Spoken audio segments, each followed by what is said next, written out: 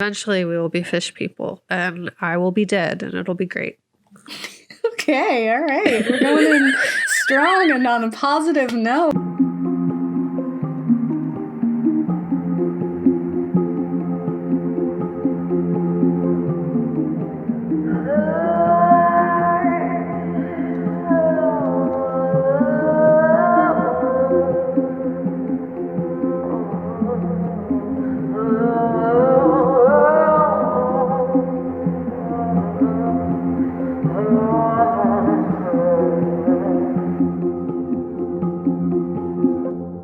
Hi, I'm Kat.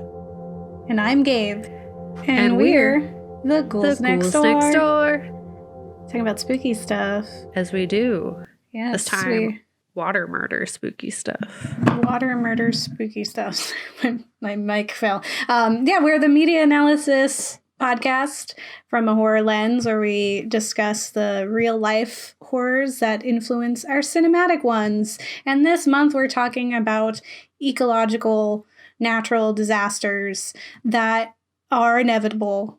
They will happen. They do happen quite often. And there's nothing we can do about it, really. Yep. Like, besides hunker down, maybe don't live there, count your blessings that it hasn't happened to you yet, kind of thing. It's just kind of like one of those, there's so many ways we can die that, like, some of them, it's just out of our control. Yeah, we just gotta let it rock.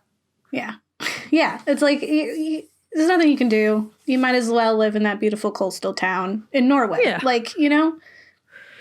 For a while, I was like, why do people live near volcanoes if the risk of volcano is a thing? And then I was like, but it really does enrich the soil. So, live a good life. Enjoy volcano land. It's a cool, scenery. You only live once. Yeah. Most of the time it isn't erupted as well. Yeah. So it's just nice. Good bulk of the time is free from lava. Such nice lava mountain. Beautiful. That's just how it is. Chilling. I actually, in college, took a class called Geologists, where we talked about what really happens in natural disasters, and then watched films to talk about did this do it justice? Is this accurate at all in its representation of what a natural disaster does, and how people react? And I remember we watched Dante's Peak about volcanoes, and it was very much like, no, this is all inaccurate. It's just fun. We're not going to cover volcanoes, but Dante's Peak is a good watch just for giggles and fun. Mostly because there aren't any good volcano films. There's Pompeii with, I think, Jon Snow in there, and then Dante's Peak.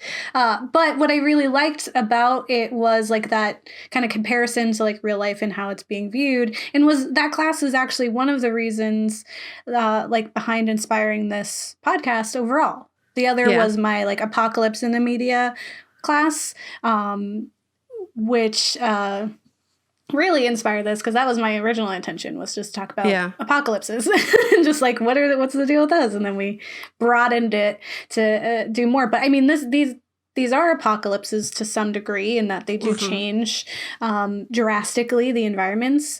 We just haven't had as drastic of those effects in a long time, which only means that we're probably overdue for some things. Yeah, and also we are personally situated on the east coast of the United States that is not on any of the tectonic plates, really, for real, in terms of immediately on the Ring of Fire or any of that. So we're pretty much chilling as long as we don't leave here. If we go other places, then other things can happen. But where we are personally, it's not something we have to actively fear, despite the fact that I do actively fear it irrationally, even though I don't have to. Yeah, even though it's not here. Well, I mean, you watched The Day After Tomorrow or whatever a million times. I literally, teenage me was like, this film is amazing. It was my favorite film for a while. I was like, this is cinematic gold. I was like, this is it. This is the film. It highlights everything I am terrified of perfectly. So best film ever. And also I was weird and I was like, Jake Gyllenhaal's cool. He's kind of funny looking. I enjoy his that teenage me. Jake Gyllenhaal is pretty cool and funny looking. I agree.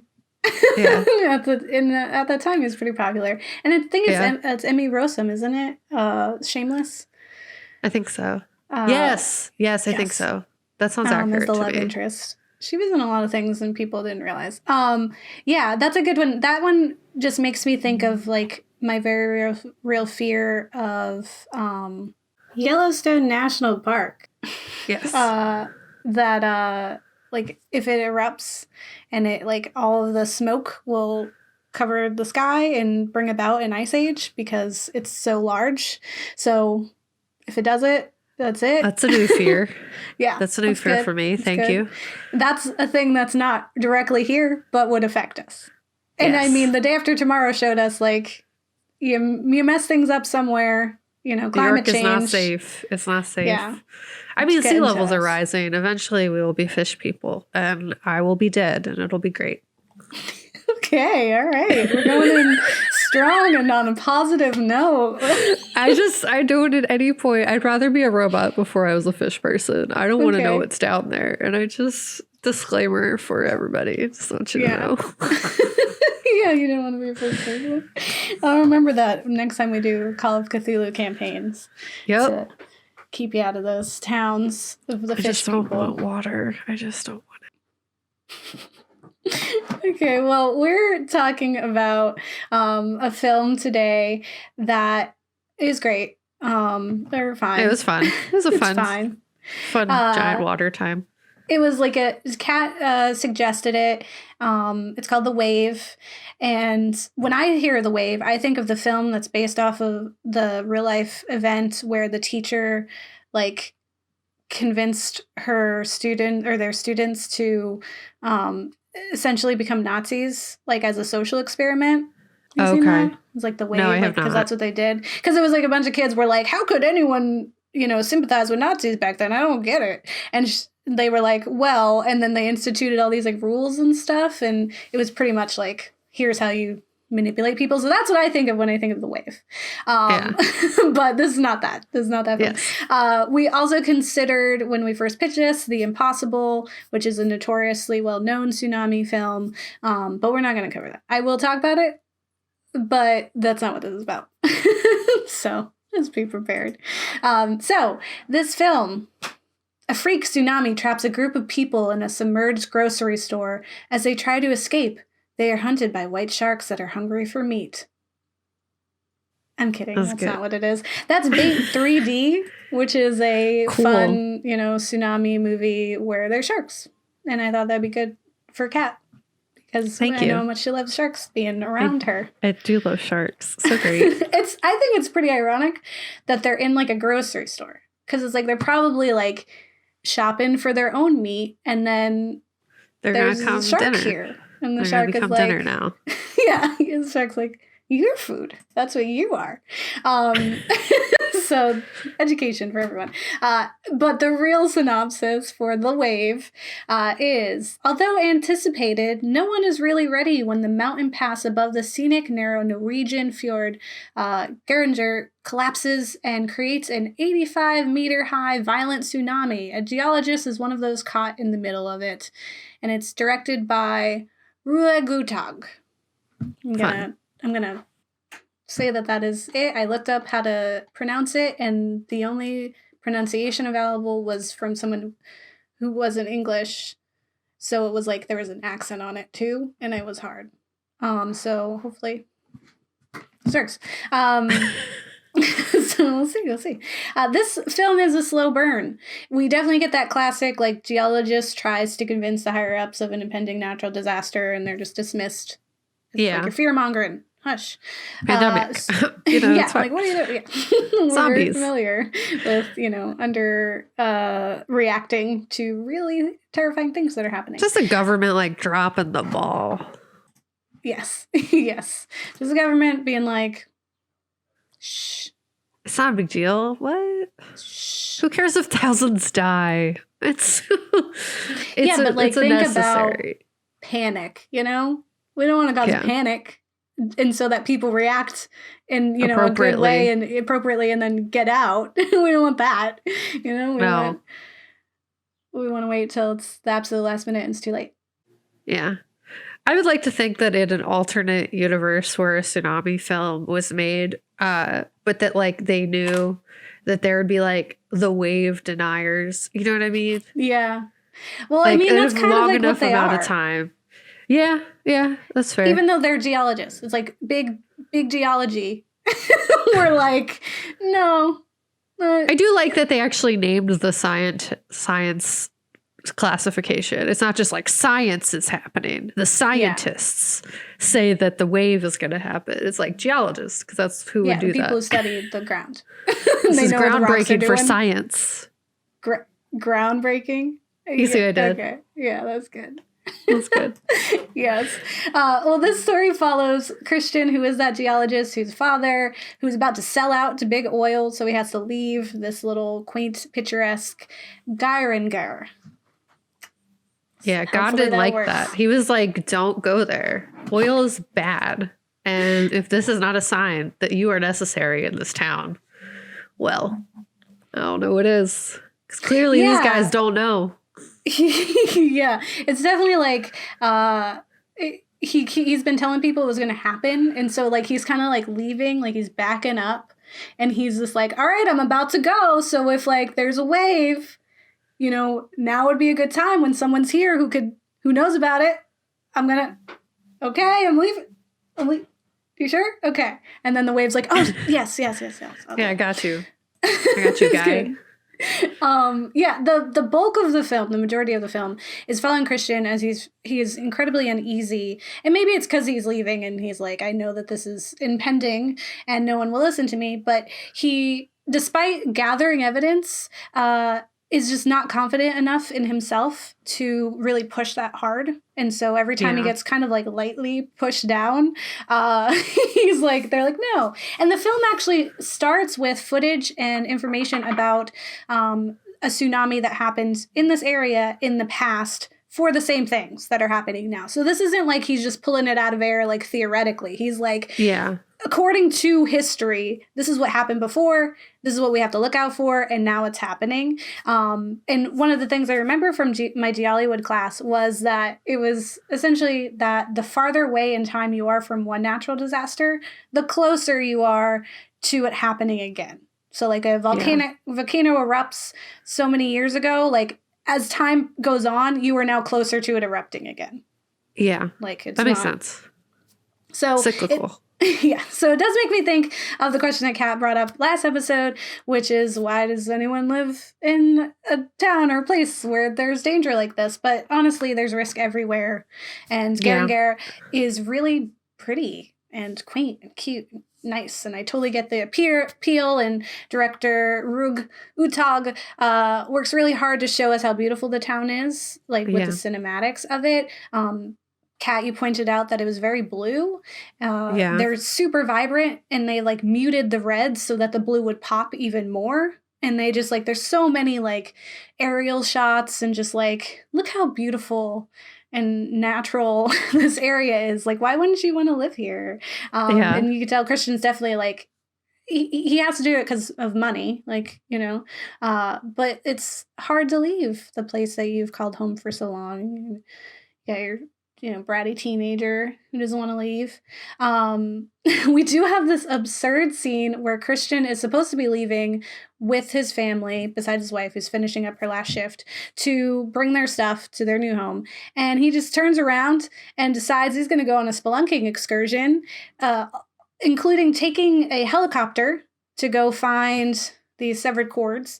And he just leaves his kids in the car. He's like... For hours. For hours. He like, at first it was like, oh, he's just like gonna stop in and tell them like, I'd have a bad feeling about this. But then it cuts to a helicopter shot. And I was like, the kids are still in the car. Like he just illegal. full left them. Like the mom has every right to be like big mad. You left your kid, like almost left your kids on like the side of a bridge, like right before you're supposed to get on the ferry. Like just totally was just like, wait here for a minute. And then like went out for cigarettes and never came back. Like that is like the That was such a long time. Yeah. That his kids could have been like, where did dad go? Is he just gone now? There's no scene either with that communication. Like, it definitely feels weird. And he takes the helicopter, he goes to the place, he finds these severed cords, which prove something scientifically, and seem like they're going to be like a big deal. Like, it seems like a big reveal that he would like come all this way for, and he's like so motivated that he's like neglecting his children and his move. And he's like totally just like brushed away. It seems really lackluster, and like his is like trying to drive for it, and everyone's just like, yeah, no. Like, we're not gonna push the button. Like, yeah, like, I get that down. you're pulling from history, but yeah. And Christian is just like, yeah, I guess you're right. Despite all this evidence and the fact that we should err on the side of caution, I'll just keep my family in this ticking time bomb town that I'm pretty sure is gonna blow, while I just wallow in my sadness about how I'm, not taken seriously at work and just live in this impending danger.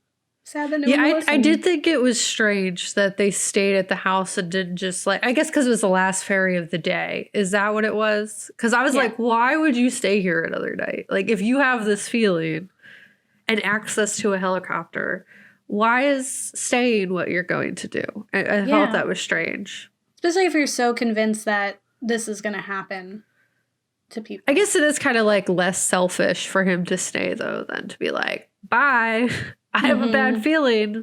Y'all are going to die. I'm going to go, though. So I guess it was good. Like, he stayed in that regard. That was like altruistic of him.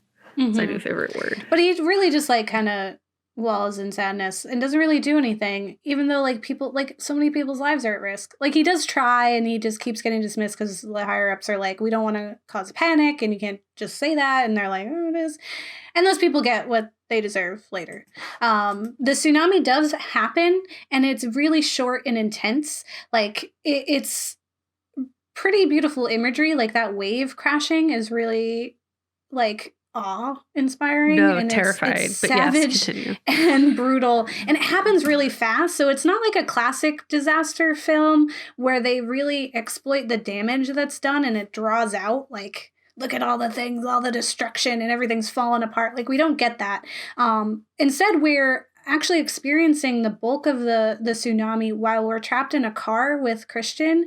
And so it's really suffocating and like just violent. It's just like you're getting bashed around, but you don't get to see the bigger picture of what's happening. Like, we get a very intimate, tiny experience of it, which I thought was really interesting because like, you're thinking the big things. Because when I was like thinking of the film, I was expecting that like scene where the water recedes and it like pulls back, which is like, to me, the scariest part of the tsunami, because it's like you have like seconds, maybe like a few minutes tops, to then react. Like, if you see the water pulling back, like, because it's taken all the water it can so it can push it back onto you, like, you have to like go. Like, you got to run, you got to find the tallest thing to be on, like, you got to get to high ground, and that to me is really scary. And that was what attracted me to the film The Impossible, because like those scenes that they show, I was like, that's horrifying. Right? Yeah. But it is a little bit like gratuitous, because this is a real thing that happens to people. And I did enjoy that we didn't spend a lot of time in it, because it is a short thing. It's a thing that happens. It's really quick. And then we're like, like what? The shock and devastation is what is the long part of it, not the wave itself. Yeah. It's like, what happens next? Like, what do we do now? And why? I think the rest of the film is a search and rescue film. There's lots of miscommunication, characters doing things other than what they said they were going to do, or being somewhere other than they said they were going to be. And also murder. There's murder. Yeah. Murder afoot in this film. So, as we're going to do in this series, I'm going to ask the question, does it accurately represent the horrors of a natural disaster? And in this helpful article on the Washington Post titled, Tsunami Destroys a Norwegian Town in the Wave by Stephanie Merry, we get a rather direct answer that says fact. An eroding mountain in the Norwegian town of Geiranger may one day collapse into the fjord below, prompting a tsunami that would wipe out the village. What exactly would it look like? So, yes, to say the least. It is very likely to happen. All the signs point to yes. I think given the fact that we experienced the bulk of the wave inside the car, I can't really speak to the accuracy of the event. But I think the lead up to it, including the evidence that Christian presents while he's trying to convince the higher ups of the impending danger, seems to check out. Kat found an article on Variety that honestly feels like we wrote it, just the way that it kind of goes. It is, titled Film Review of the Wave, which is a Norwegian disaster movie by Peter de Bruch. And they explain that With the Wave, awesomely named Norwegian Helmer Roar Utdag, has made an equally impressive tsunami peril thriller, a thunderous rumble, hustle, hustle, glub, glub, nerve-wracker that hits all the same beats as its Hollywood equivalents, right down to the impossible group hug at the end, which is entertaining. But they also go on to say, whereas most nature's angry movies exploit relatively far-fetched fears, Sharknado anyone, The Wave anticipates a dauntingly plausible disaster scenario. According to Utdag, with 300 unstable mountainsides in Norway, sooner or later his countrymen will have to contend with a sort of massive landslide and subsequent 250-foot tidal wave he was enthusiastically imagines crashing down into the fjord, sending a wall of water towards the sleeping tourist hamlet of Geiranger, which is terrifying. 250-foot tidal wave imminent upon his peoples. Yeah. That's oof. Yeah. Big fear. Oof. Big oof. Yeah. And we do see that a little bit. And you see it in like the beginning too, when they talk about the past, but it's really more about like what we're doing when we're doing it. And so the other part of this series that we're asking is, what is this film trying to teach us about humanity? Because that's what we do on the Ghouls, is we talk about humanity. And so, like I mentioned, most disaster movies focus on destruction, where they are painting the disaster itself as the ultimate villain that's just tearing through human-made structures and dismantling our carefully crafted society like it's nothing, just like, you thought, and the disasters serve really to reduce society to rubble and kind of put us down to this bare base human reactions of survival. So we ask ourselves, like, do we help our fellow humans when we're put up against that thing? Do we run and save ourselves? I had intended to cover force majeure for our avalanche episode. We're not. We'll probably talk about it a little bit, but specifically because that one focuses less on the natural disaster and more of what happens afterwards and how people react to a natural disaster, and then how people react to you reacting that way, because it's a father who just abandoned his family and they're like, what? Like, how dare?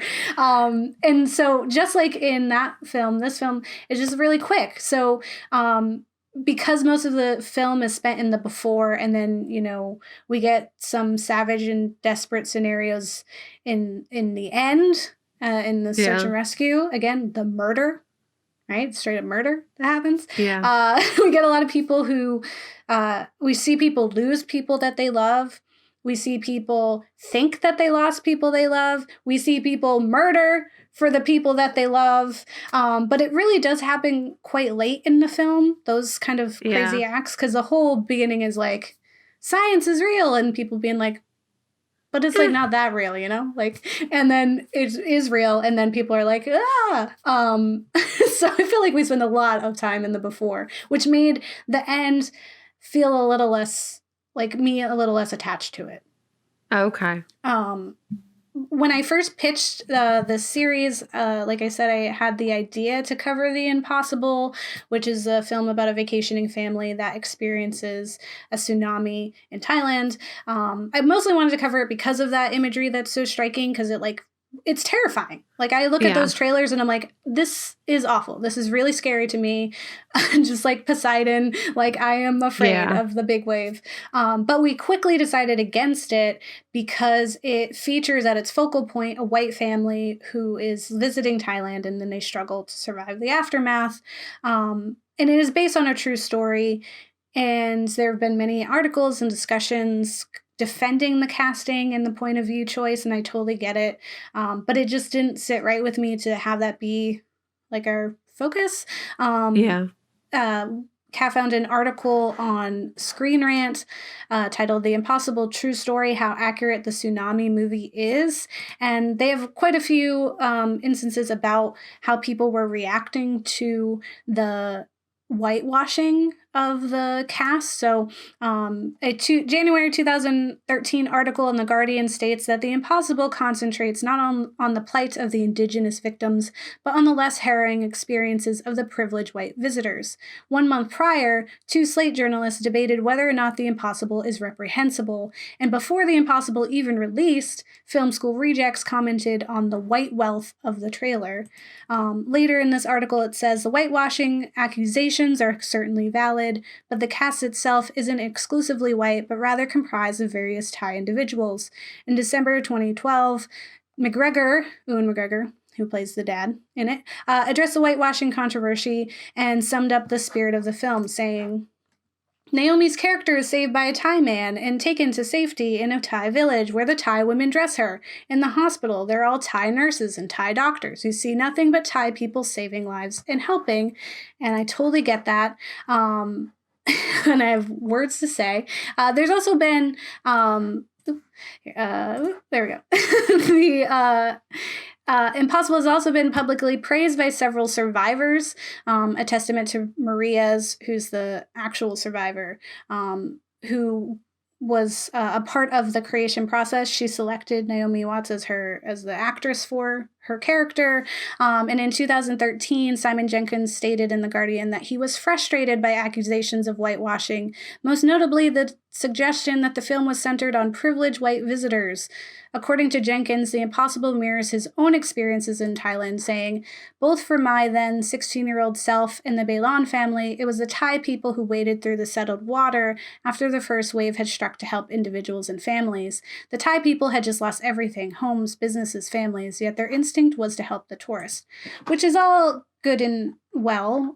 It's, to me, not like, that's the bare minimum to include excessive amount of Thai people in a film that takes place in Thailand. So I'm not going to give you credit for that and to show them as having different occupations and just being decent human beings. Because again, it takes place in Thailand. That's what you're going to get. But to me, it felt like the film studio thought that people wouldn't be interested in this film unless it took place from an outsider's perspective.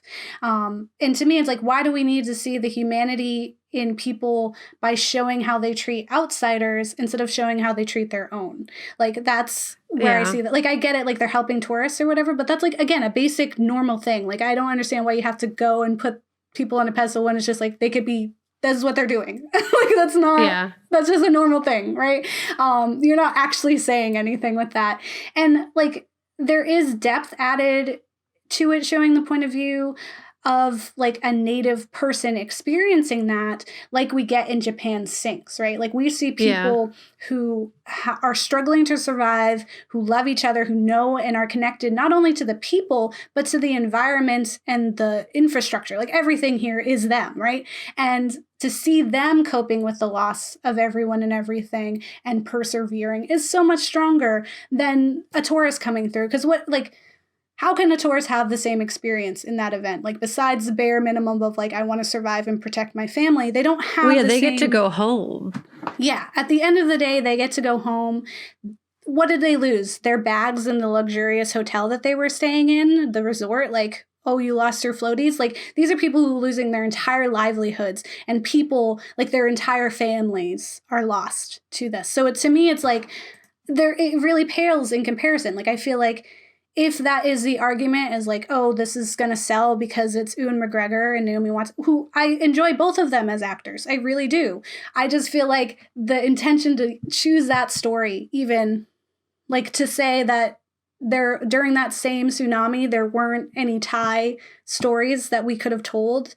Why did we highlight this tourist family to begin with? Like, I just don't see that. And I really find the arguments against it, it's not even the whitewashing. It really is at the core of it that we see value in this, like, outsider perspective instead of the fact that people were like losing everything that they knew and love. And that's why I valued the wave, because like he's on his way out of this town, but it means so much to him. Like he is interacting with his neighbors, and he's like sacrificing, or not sacrificing, but like risking his life to save his neighbors. That means that they're not a stranger. And then later, like there are strangers and stuff, but it's like what we're doing as people. And when you're at risk of losing everything that you know and love is so much more different than just like trying to survive at the end of the day. Even is different from force majeure, because they're just at a ski resort, you know, like he left them, and that's a problem, right? But it's not like, you know, we're losing. It's not Japan sinks. Yeah, I mean, it's like at the end of the day, they still have a house that they could go back to that wasn't destroyed. Like it is. I think I agree that like focusing on the outsider's perspective, I feel like that's maybe like their attempt at trying to build empathy, like be like, oh, they helped these people who are not from there, so they're great. Like thank God that they are there to help. Like that's like this, yeah. Like it was like basically making it seem like their value is decided by the fact that they're willing to help people in this situation, when it's like that shouldn't be the only invoker of empathy and sympathy for the situation, that the fact that they feel willing to help people. Like, why are you so surprised that happened? Right? Yep. Like, why? That's real. What do you think of these people that's surprising to you? Like, of course they do that. Of course they're like taking care of just people. They didn't like, are you kidding me? Like, this is just procedure, because this is something they have to live with every day. And like you said, at the end of the day, this tourist family can go home. Like, they lost some items. They get to go home with their family. And the Thai people have to live that. They don't have that home. They cannot leave. This is it. Yeah. Well, that was my part. I do think the wave is... It was interesting. I don't know if I would have watched it if it weren't for this series. But what I did enjoy was that it wasn't this, like, gratuitous, like, the wave is... the monster, because it's not. And I think people had really honest, normal reactions, like when it happens, like how people were like reacting to it, and you know, it's pretty jarring, some of the deaths that happen too, because it's like, you know, that there's a certain thing about deaths where it's like unavoidable and done by nature that just like are really uncomfortable compared to like if somebody murders, you know? Yeah.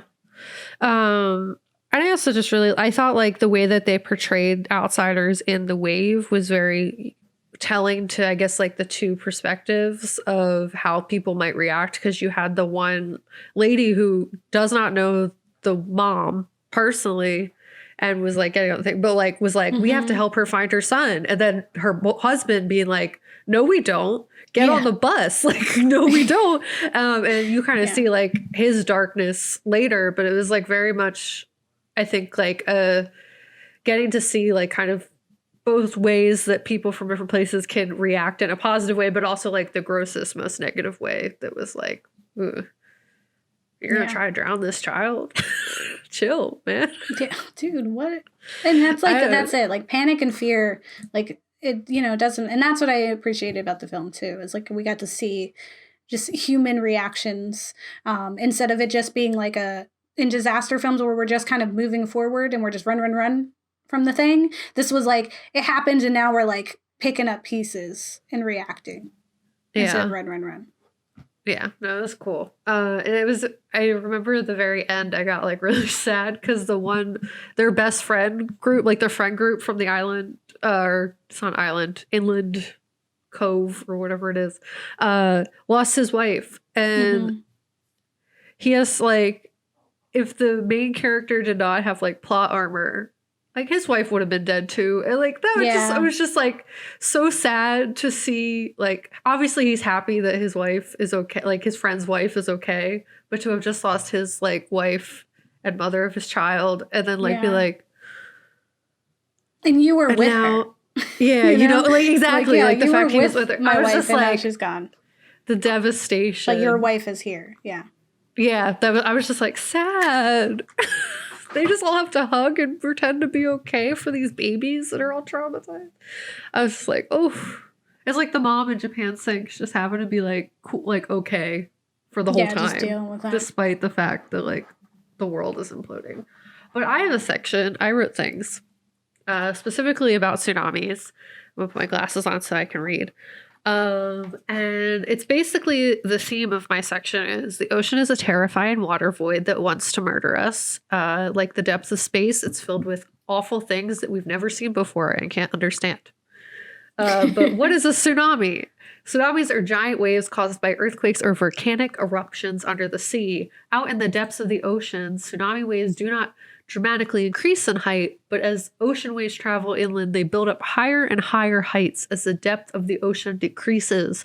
The speed of the tsunami wave depends on the ocean's depth rather than the distance from the source of the wave, and the tsunami waves may travel as fast as jet planes over deep waters, only to slow down when they reach shallow waters. While tsunamis are often referred to as tidal waves, the name is discouraged by oceanographers because tides have little to do with these giant waves. Oh, I was just like, yeah. It has everything to do with earthshake murder and nothing to do with tide. So what do you do if you find yourself in a tsunami time? The Red Cross has some resources on what to do before, after, or before, during, and after. So the baseline instructions are move to higher ground, stay away from the coast, tidal estuaries, rivers. Thank you. Yes. Rivers and streams. If at sea, stay there until all is clear is issued. Be aware of secondary hazards such as landslides, flooding, and mud flows. There's some indicators of what you should do before. Basically, contact the people that be to figure out what your risk is and what like the evacuation and alerting system is in your community. Know the sound of that alert and make sure that your family and yourself are familiar. And basically stay up to date on coast to coast to coast information from the government. So a big factor in this is you have to trust your government to give you this information. Because it's like we're not all oceanographers. We're not all geologists. Like we don't know. Yeah, I don't know what a tsunami feels like by the ground. Like, you know what I mean? Yeah, like I can't just sense it like birds do. So you really have to trust your government, and that can be problematic depending on what your government is. Yeah.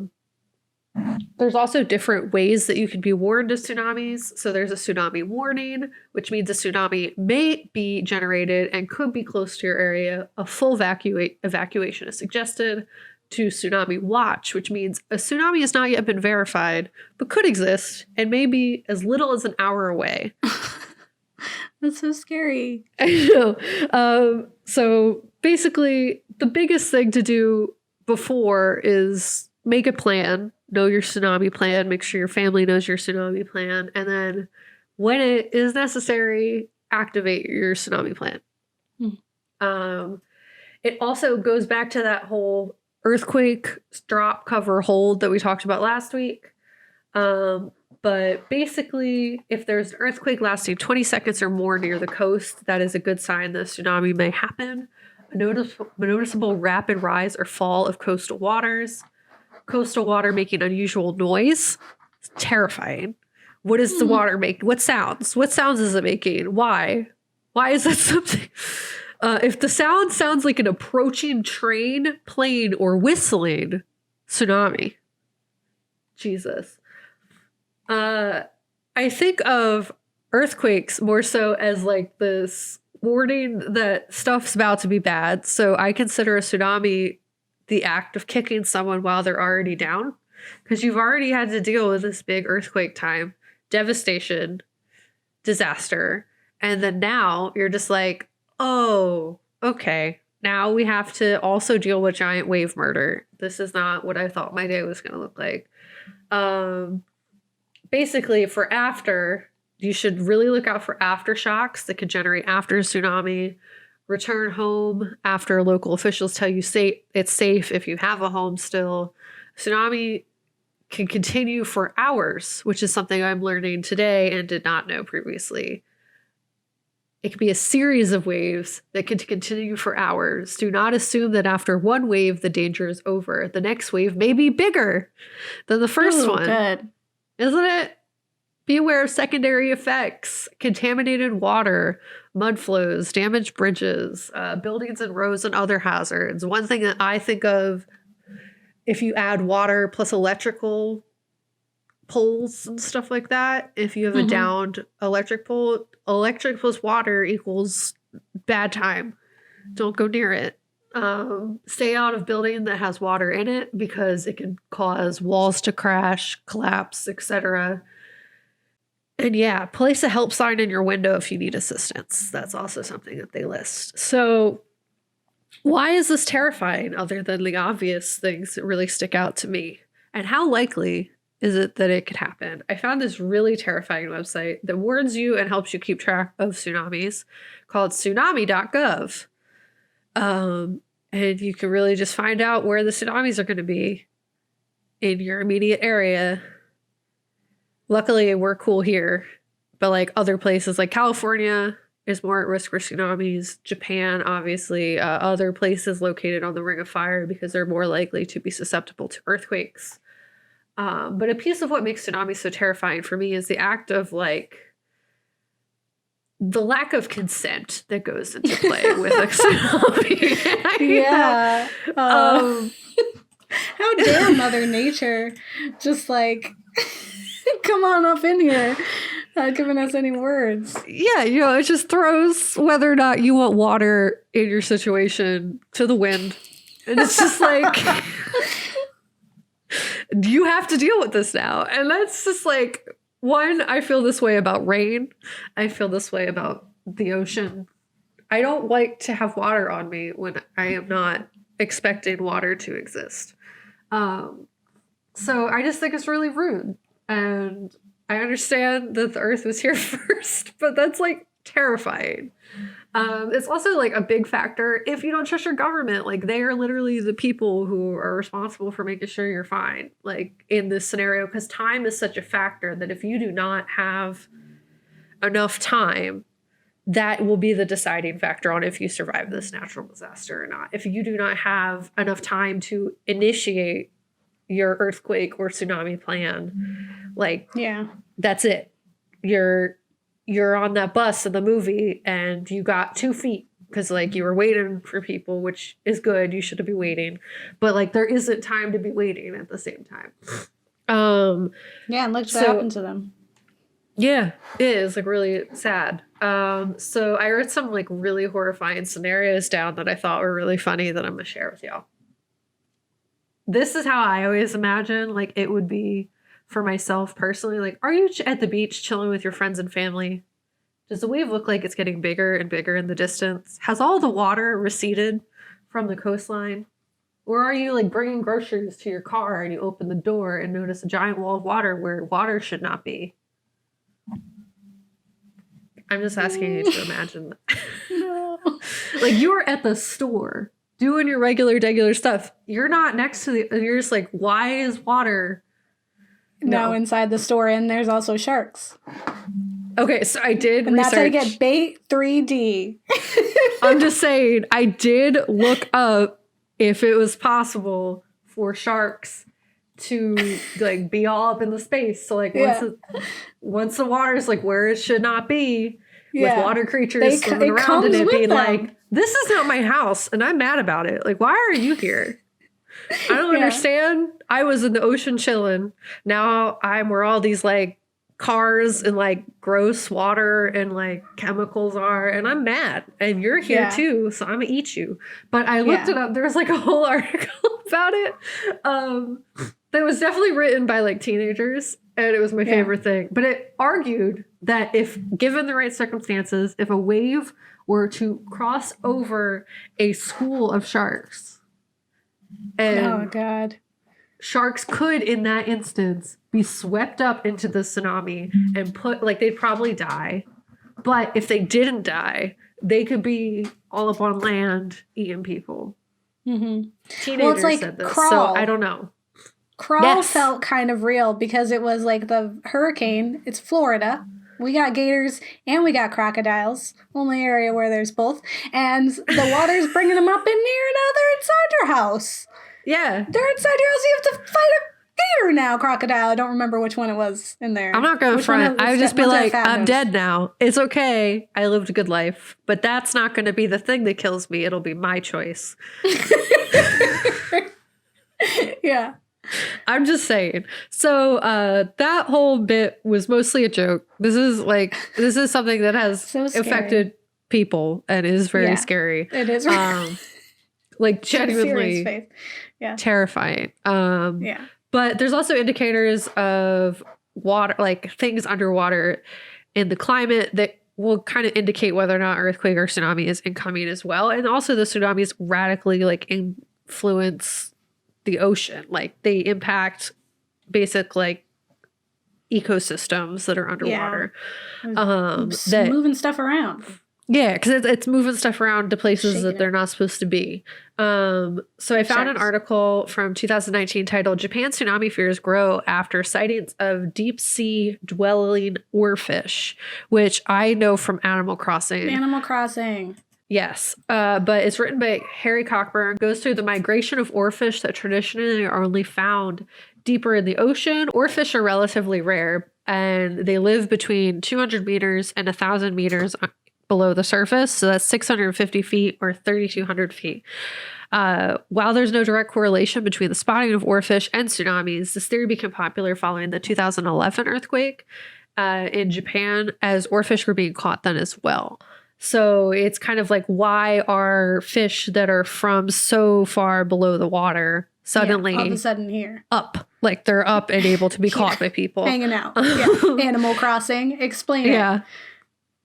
So there's a Satoshi Kusama of Uozo Aquarium said finding several in a row is said to be a forerunner of an earthquake or be influenced by the ocean temperatures, but research is scarce and we don't know the cause. But it is fair to say that something's happening in the ocean, be it climate change, be it underwater like explosions or earthquakes, that are influencing these fish to migrate to a space that they usually aren't.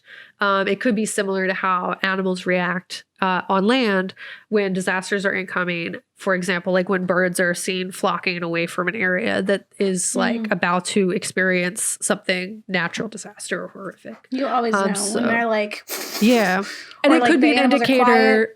Yeah, that something like under the water is happening that's going to influence what's happening on land. So while there's like any scientific confirmations that that is 100% a fact, it is something that they've noticed from previous tsunamis and earthquakes that could be an indicator. But in addition to being indicators of underwater change, the organisms are swept away in a tsunami can impact ecosystems that exist underwater. Following the 2011 one, there was a lot of like microorganisms and like kinds of fish that swooped all the way over to the Pacific Ocean. And it was like a whole thing. Like people were like, wow, this is from Japan. Like, why is it over here? But it can also move invasive species into an area that it hadn't been previously. So it can destroy seagrass and other home structures for fish and wildlife that impact the local ecosystems negatively. And it can also like impact fishery, like people who fish for their living. Like it'll affect the fish that are in that area, or it can negatively impact people who sell fish because it'll affect what kind of fish they're able to find. And it also, the coral reef plays a part in this as well, because it's actually a natural buffer for tsunamis. It's a natural breakwater for tsunamis. And aside from the fact that they're also like homes to many species of fish and other marine animals, it's like a big deal that the coral reef is in such a rough way, because like it does change. Yeah, because climate change is doing that, because it acted as a natural like breakwater for tsunamis, something that could stop it from hitting land.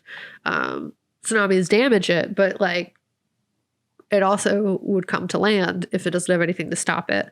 I also read some things about how Japan built like walls as a way to like act as a breakwater, so that it would make it so if a tsunami did hit, it would not impact as high. But the height of the waves keeps increasing, and it makes it harder and harder to prepare for such things, because it's still able to like impact, if that makes sense. Yeah. So it goes over. Yeah. That's scary. Obviously not doing as much damage as it would have if it didn't exist, but still doing an extensive amount of damage. And if you think specifically like the fact that on our last episodes we talked about in 30 years, Japan is likely to receive a very large earthquake and subsequently a very large tsunami, that like 30 years is how long they have to prepare for such a thing. And it's like, how much can they do to prevent or prepare against it? Similar to like we saw in the movie The Wave, like what are the precautions that you can take? Like, are there things that little cove of like that little place can do to prevent against if a giant wave does happen? Like, can they build something that builds like a wall up that stops the water? I don't know. But there has to be like some way to at least like increase the chance of survival. Because if it is everyone get in your car and try to drive away, that's no. You got to do that sooner rather than later. Seen traffic, like it's not, you're not going to get out in time. Like in The Wave, they had to get out of their cars and just run because it was taking too long to get the cars up the hill. So yeah, it's very scary. I am so definitely afraid of wave murder that I've actively Googled multiple times if it is possible to happen where I live currently. It's not really, but still. Yeah. Always, you have to know, man. Yeah, well, that's a part of it too. Is like you should know where you are and what natural disasters can happen, so you're aware of like that's something just to consider when you're moving. Anytime. Yeah, like especially if you're a transplant, like to a different location, like you need to know those things because people who live there are going to know those things generally because they're like used to having to accommodate their lives around those instances where like you don't want to be out of luck, like essentially just been like, no idea. I'm at the grocery store putting bags in my car. That's like my nightmare. I'm just saying. You know, the grocery store and there's sharks in it. No, just like 3D. No, not 3D sharks. Well, sharks, yes. I'm just terrified of the ocean, man. And I shouldn't be, but I am. Like, I hate it. I just don't want to know what's down there, but I do. And I guess like how trypophobia keeps you up at 3 a.m. Yeah, I store all those images in my head to review. What's underwater, like deep. Yeah. Is what does that for me. Yes. Yeah. And, you know, there's like people are affecting it, which is why they're getting worse because we don't take care of our environment. And so we're, contributing to the problem. Maybe we just need to hire like a bunch of beavers. And then they're so smart. They'll do it. They're smart little guys. Or just like use our scientific knowledge that these people are acquiring and like prepare for such things. Or like believe them.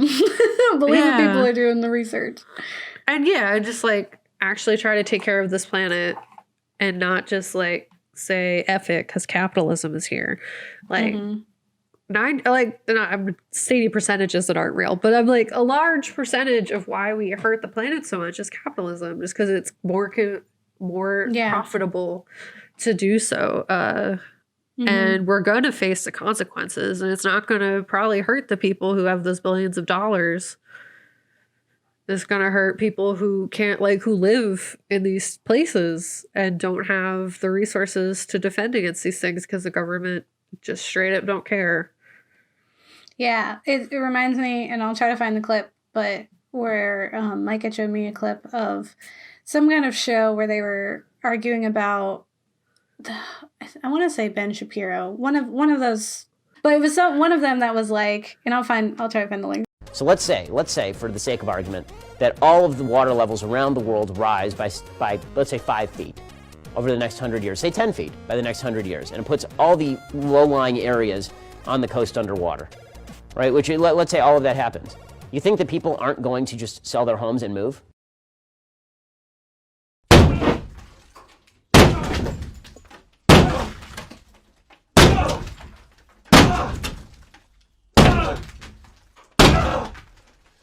Just one small problem. Sell their houses to who, Ben? King Aquaman? Who's gonna buy houses that are underwater? Like, what are you doing? So it is this, like, like we need to, yes, you want to live there because it's beautiful, like I think what in that article from last week was about Greece. Like Greece is beautiful, and it's got great scenery, but it's like we also have to be safe, and there's also acknowledging that like sometimes it's not a choice that people are living there. That's the only place they can live, and we don't have things in place to allow them to adapt and adjust according to what the dangers are. Yeah, and that's a big thing. It's like sometimes people can't just leave. Like it's the whole haunted house thing too. Like you can't just leave the house sometimes. Sometimes you don't have the money to do so. Sometimes you don't have the resources to do so. And also like for a lot of places, like that's like history. Like they have history and it's their home. And just because they don't have like, they shouldn't maybe have to leave. I don't know. Yeah. And if we could just like protect it and like take things seriously, then it would be good. Don't gaslight scientists. Tell them they're overreacting when it's like their job to know. I like already know there's some sort of like big disaster that's going to happen, and scientists been warning people about it. I don't know. I just feel like that's real. There's enough movies about it. There's enough evidence of how humanity and governments react to knowledge from scientists to prove to me that there probably is something that already exists and they know about it and they've been trying to get people's attention and tell people about it and no one's listening. Conspiracy time. It's not conspiracy. It's pretty accurate. Yeah. But yeah, so that was our episode on tsunamis. I hope you learned stuff about them. If you live in an area that has imminent tsunami warning, then let us know what your tsunami preparedness plan is. I think it'd be helpful to know in case we do visit. If you've watched The Impossible, you can tell us if you liked it or not, if you care about the point of view that stories take place in. And also check out The Wave if you, again, don't be afraid of little subtitles. So it was pretty fun. cool. It was pretty cool. And it is really beautiful. It is very beautiful. I've always wanted to visit Norway anyway, and now I want to even more, even though there's like I found out I'm threat of a 2% tsunami. Norwegian, so That's great. I should also learn about it. Excellent. So next week we're going to be talking about more natural disasters. Make sure that you're subscribed so you can get an update when we do that. Drop us a comment. Let us know if you've experienced a natural disaster. That'd be cool. Or not cool, but like it'd be cool to hear from you. Not cool that it happened. Yeah. But with that being said, don't get married. Don't They'll eat your eat kids. Or the Or ocean. you'll leave your kid. The ocean will eat your kids. Or the sharks in the grocery store will eat your kids.